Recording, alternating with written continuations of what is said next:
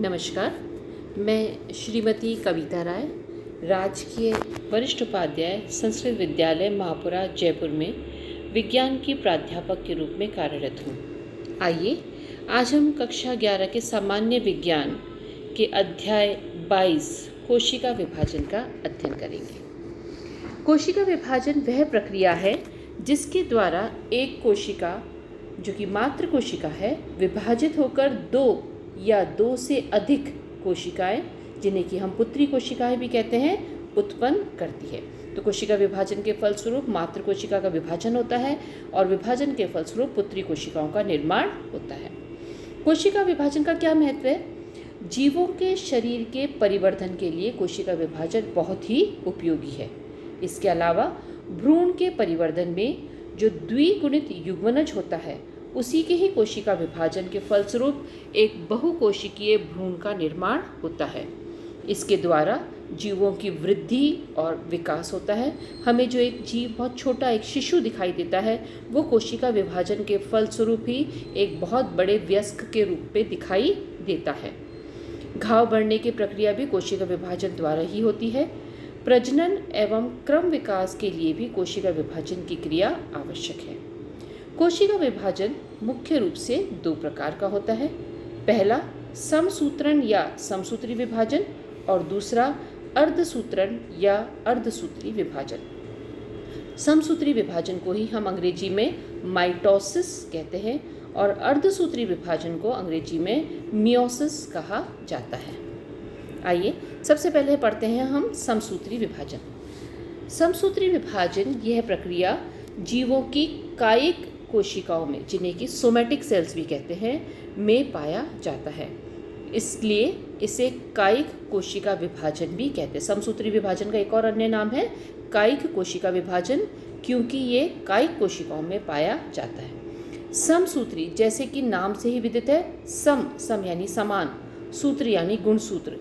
ऐसा विभाजन जिसके दौरान गुणसूत्रों की संख्या समान ही रहती हो, अर्थात संतति कोशिकाओं के अंदर गुणसूत्रों की संख्या मात्र कोशिकाओं के गुणसूत्रों की संख्या के बराबर होती है, इसलिए इसे हम समसूत्री विभाजन कहते हैं। जैसे अगर मात्र कोशिका के अंदर 6 गुणसूत्र हैं तो उत्पन्न होने वाली संतति कोशिकाओं में भी 6 गुणसूत्र ही पाए जाएंगे। समसूत्री विभाजन की सारी प्रक्रिया 2 चरणों में मोटे रूप से मानी जाती है। पहला केंद्रक का विभाजन और दूसरा कोशिका द्रव्य का विभाजन। आइए सबसे पहले हम पढ़ते हैं कि केंद्रक का विभाजन, जिसे हम कैरियोकाइनेसिस कहते हैं, कैसे होता है। कैरियोकाइनेसिस जो है उसके 2 चरण बताए गए हैं। पहला केंद्रक का विभाजन और दूसरा कोशिका विभाजन तो है ही। केंद्रक विभाजन के जो 4 चरण हैं वो है पूर्वावस्था, मध्यावस्था, पश्चावस्था, अंत्यावस्था। इन्हें अंग्रेजी में हम प्रोफेज, मेटाफेज, एनाफेज और टीलोफेज कहते हैं। ये आप चित्र में देख रहे हैं। ये सबसे पहले इसमें इंटरफेज है। इंटरफेज के बाद में ये आप देखेंगे प्रोफेज, प्रोफेज के पश्चात मेटाफेज, पश्च प्रोफेज दिखा रखा है, मेटाफेज, मेटाफेज के बाद में एनाफेज, एनाफेज के बाद में टीलोफेज और उसके पश्चात आता है कोशिका द्रव्य विभाजन। आइए सबसे पहले हम पढ़ेंगे पूर्वावस्था या प्रोफेज। हम वापस से चित्र की तरफ जाते हैं। चित्र में आप देख रहे हैं ये है प्रोफेज। प्रोफेज के अंदर जो खास बात है वो है कि इसमें डीएनए की लंबाई, डीएनए ये जो आप देख रहे हैं, डीएनए की लंबाई जो है वो कम हो जाती है और ये स्पष्ट धागे जैसे गुणसूत्र दिखाई देते हैं। गुणसूत्र छोटे और मोटे हो जाते हैं। केंद्रक का आवरण और उसके स्थान पर केंद्रक का आवरण जो है वो नष्ट हो जाता है। अभी आप देखेंगे जैसे जैसे हम प्रोफेज के अंत में जाते हैं तो ये जो केंद्रक का आवरण है ये नष्ट हो जाता है। ये देखिए प्रोफेज की पश्च प्रोफेज अवस्था के अंदर हम देख सकते हैं कि जो केंद्रक का आवरण है ये धीरे धीरे नष्ट हो रहा है और उसके स्थान पर ये देखें आप उसके स्थान पर तरकुवत आवरण उत्पन्न होने लगता है। प्रत्येक गुणसूत्र इस समय 2 क्रोमेटिड स्पष्ट रूप से दिखाई देते हैं। ये आप देख सकते हैं कि हर गुणसूत्र जो है वो 2 क्रोमेटिड का बना हुआ होता है। ये एक क्रोमेटिड और ये दूसरा क्रोमेटिड, तो हर गुणसूत्र जो है वो 2 क्रोमेटिड का बना ही दिखाई देता है। इस अवस्था के अंत में जो केंद्रिक है, ये जो आप देख रहे हैं जो केंद्रिक है, ये केंद्रिक भी विलुप्त हो जाती है। ये देखें, विलुप्त होती हुई केंद्रिक, जो केंद्रक के मध्य एक केंद्रिक पाई जाती है, वो केंद्रिक जो है वो भी विलुप्त हो जाती है। यहाँ आपका प्रोफेज खत्म होता है। प्रोफेज के बाद में जो अगली अवस्था है उसे हम मध्यावस्था या मेटाफेज कहते हैं। ये देखें, ये वाला चित्र देखेंगे हम, इसे मेटाफेज या मध्यावस्था कहते हैं। कोशिका द्रव्य और केंद्रक द्रव्य के सम्मिश्रण से पतले तंतु का एक तुर्क बन जाता है। ये आप दिख रहे हैं यहाँ पर, एक बहुत पतले पतले तंतुओं का एक तुर्क जो है वो बन जाता है। गुणसूत्र तुर्क के मध्य रेखा के समतल पर एकत्रित हो जाते हैं। इस मध्य रेखा को मध्य पटलिका कहते हैं। सारे के सारे गुणसूत्र आकर के इस मध्य रेखा पर, जिसे कि हम मध्य पटलिका भी कहते हैं, यहाँ पर आकर गुणसूत्र एकत्रित हो जाते हैं। अगला पॉइंट है, जहाँ पर तुर्क का केंद्रीय सूत्रीय तंतु जुड़ा होता है, यह विशेष स्थान सेंट्रोमियर कहलाता है। हम देख रहे हैं कि हर गुणसूत्र जो है वो 2 क्रोमेटिड का बना हुआ होता है और दोनों क्रोमेटिड जिस स्थान पर एक दूसरे से जुड़े हुए होते हैं, ये स्थान जो है वो सेंट्रोमियर कहलाता है। मेटाफेज अवस्था में गुणसूत्र की आकृति जे प्रकार की हो सकती है, एल प्रकार की हो सकती है या वो वी प्रकार के हो सकते हैं। इस अवस्था के अंत में सेंट्रोमियर का अनुदैर्ध्य विभाजन होता है और प्रत्येक गुणसूत्र के 2 क्रोमेटिड विपरीत ध्रुवों की तरफ अभिमुख रहती है। इस चित्र में आप देख रहे हैं, जैसे ही हमारा एनाफेज प्रारंभ हुआ, अब हम क्या देखेंगे कि हमारे जो 2 क्रोमेटिड जिस सेंट्रोमियर से जुड़े हुए थे, उस सेंट्रोमियर का विभाजन हो जाता है, वो टूट जाता है और टूटने की वजह से, सेंट्रोमियर का विभाजन होने की वजह से दोनों क्रोमेटिड जो हैं वो एक दूसरे से अलग अलग हो जाते हैं। हर क्रोमोसोम का एक क्रोमेटिड एक ध्रुव की तरफ और उसी क्रोमोसोम का दूसरा क्रोमेटिड दूसरे ध्रुव की तरफ गमन करना प्रारंभ कर देता है। ये देखें, ये एक क्रोमेटिड उत्तरी ध्रुव की तरफ जा रहा है, ये दूसरा क्रोमेटिड दक्षिणी ध्रुव की तरफ आ रहा है।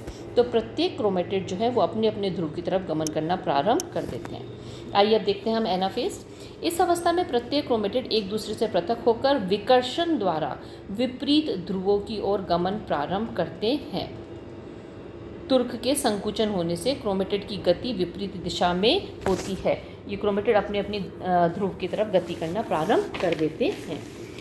इस प्रक्रिया के अंत तक प्रत्येक गुणसूत्र का आधा भाग, यानी कि एक क्रोमेटिड एक ध्रुव पर तथा दूसरा भाग दूसरे ध्रुव पर पहुंच जाता है। ये हम देखेंगे, ये है हमारा फर्स्ट एनाफेज, यानी कि एनाफेज अवस्था जब खत्म होने पर आ रही है तो हम देख रहे हैं कि हर गुणसूत्र का एक क्रोमेटिड एक ध्रुव पर और दूसरा क्रोमेटिड जो है वो दूसरे ध्रुव पर पहुंच जाता है।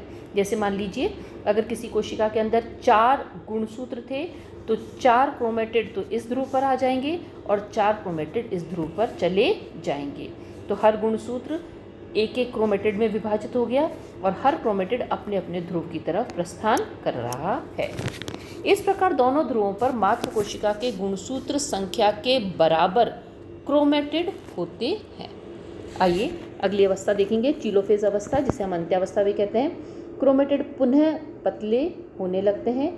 इन क्रोमेटिड के चारों ओर केंद्रावरण उत्पन्न हो जाता है। ये हम देख रहे हैं यहाँ पर, इन क्रोमेटिड के चारों ओर केंद्रावरण उत्पन्न होने लग जाता है। केंद्रक का आवरण उत्पन्न होना प्रारंभ हो जाता है, अर्थात केंद्रक बनाने वाली झिल्ली बन जाती है। केंद्रिका, ये देखिए यहाँ पर केंद्रिका भी पुनः उत्पन्न हो जाती है। ये देख रहे हैं आप, छोटी सी केंद्रिका यहाँ पर। ये केंद्रिका जो है ये वापस से उत्पन्न हो गई। जो केंद्रिका पूर्वावस्था के अंदर चली गई थी, जो केंद्रक आवरण पूर्वावस्था में चला गया था, टीलोफेज अवस्था में वही केंद्रक आवरण और केंद्रिका दोबारा दिखाई देते हैं। इस अवस्था के अंत तक दोनों ध्रुवों पर एक एक पुत्री केंद्रक, जिसमें समान प्रकृति, प्रकार एवं संख्या के क्रोमेटिड विद्यमान होते हैं, का निर्माण पूर्ण हो जाता है। इसके साथ ही कोशिका द्रव्य विभाजन की प्रक्रिया प्रारंभ हो जाती है। यहाँ पर हमारा केंद्रक विभाजन खत्म होता है और कोशिका द्रव्य का विभाजन प्रारंभ होता है। अब आते हैं हम कोशिका द्रव्य विभाजन, जिसे कि हम साइटोकाइनेसिस भी कहते हैं। अंत्यावस्था यानी कि जो हमारी टीलोफेज अवस्था है, उसके बाद में दो पुत्री केंद्रकों का निर्माण हो जाता है और साथ के साथ कोशिका द्रव्य का विभाजन भी प्रारंभ हो जाता है।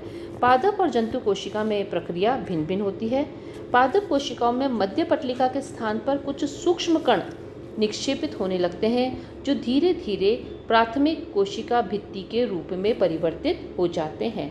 ये हमने पहले भी पढ़ा था कि जब कोशिका का विभाजन होता है तो पादप कोशिका के अंदर बीच में मध्य पटलिका के ऊपर जो बीच की जगह है, वहाँ पर सूक्ष्म कण जो है वो निक्षेपित होने लग जाते हैं और ये सूक्ष्म कण जो हैं वो धीरे धीरे प्राथमिक कोशिका भित्ति का रूप ले लेते हैं। ऐसा होता है पादप कोशिका के अंदर। जबकि जंतु कोशिका के अंदर जो कोशिका है उसमें बीच में एक खाँच बनना प्रारंभ हो जाती है और धीरे धीरे खाँच जो है वो आकर के बीच में मिल जाती है और इसके फलस्वरूप दो कोशिकाएं जो हैं वो एक दूसरे से अलग अलग हो जाती है। जंतु कोशिका में कोशिका भित्ति के मध्य में दोनों तरफ से खाँच उत्पन्न होती है, जो धीरे धीरे एक दूसरे की ओर बढ़ते हुए अंत में कोशिका द्रव्य का पूर्ण विभाजन कर देती है। इसके बाद हम पढ़ेंगे इंटरफेस। कोशिका द्रव्य विभाजन के द्वारा बनी दो पुत्री कोशिकाओं के केंद्रक में केवल गुणसूत्र के क्रोमेटिड ही पाए जाते हैं। हमें मालूम है कि इस केंद्रक के अंदर भी सिर्फ क्रोमेटिड है, इस केंद्रक के अंदर भी सिर्फ क्रोमेटिड ही है। प्रत्येक क्रोमेटिड अपना प्रतिरूप तैयार करता है और पूर्ण गुणसूत्र में परिवर्तित होता है। यह प्रक्रिया क्रोमेटिड के डीएनए द्विगुणन डुप्लीकेशन के कारण पूर्ण होती है। इसी प्रक्रिया को हम इंटरफेज या विभाजन अंतराल प्रावस्था भी कहते हैं। ये है हमारा समसूत्री विभाजन। समसूत्री विभाजन का महत्व देखेंगे। जंतु एवं पादप की वृद्धि में समसूत्री विभाजन का अत्यंत आवश्यक होता है। बहुकोशिकीय जीवों की संरचना एक कोशिकीय युग्मनज से शुरू होती है और समसूत्री की प्रक्रिया द्वारा ही कोशिका संख्या में वृद्धि होती है। एक कोशिकीय प्राणियों व पादपों में, ध्यान रहे, सिर्फ एक कोशिकीय प्राणियों में व पादपों में जनन प्रक्रिया समसूत्री विभाजन द्वारा होती है। इस विभाजन के फलस्वरूप सभी कोशिकाओं में गुणसूत्र संख्या समान रहती है और वे समरूपी गुणों को धारण करते हैं। इस विभाजन की जो मुख्य बात है उसमें यह है कि इसमें इसी विभाजन की वजह से गुणसूत्रों की संख्या समान रहती है।